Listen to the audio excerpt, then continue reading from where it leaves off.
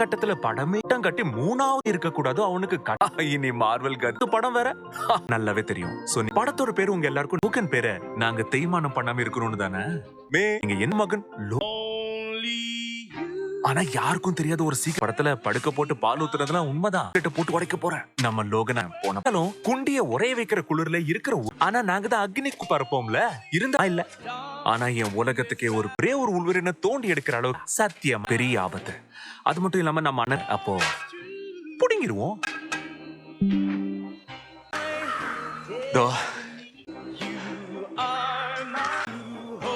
Yes, yes.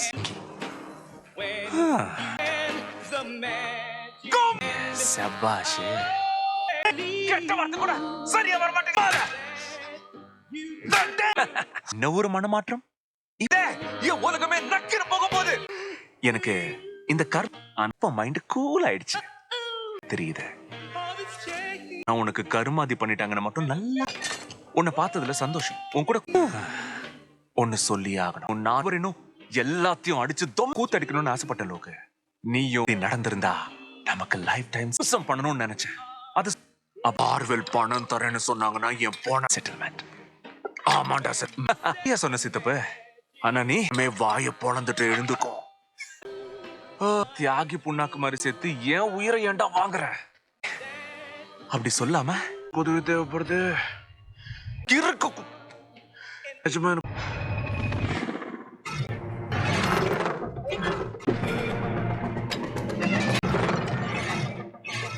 எச்சரிக்கிறேன். டிவியே உங்களை கைது பண்ண வந்திருக்கு. அதனால மரியாதை அதுதான் உனக்கு நல்லது. You are under arrest. Major சுந்தரராஜனையும் மிஞ்சரா கடைசி ஆயுதங்களை தூக்கி போட்டு மரியாதையா நீ வெளியே என் கற்புக்கு எந்தவித களங்கமும் வரக்கூடாது. மரத்துக்கு பின்னாடி பொதுவா ஒரு மனுஷனோட உடம்புல 107 ஆயிடும். சரி வா 200. ஆனா அதுவே பலரா படம் பார்க்கும் போது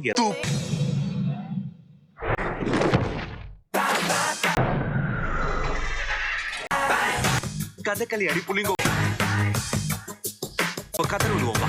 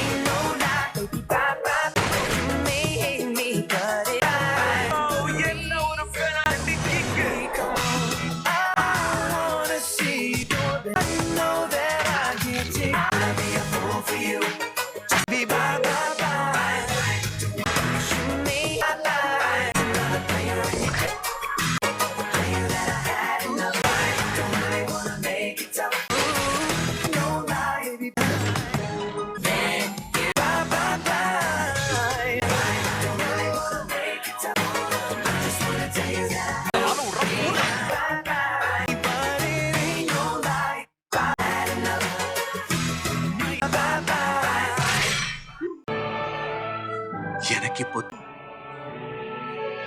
தூக்கிட்டு நிக்குது.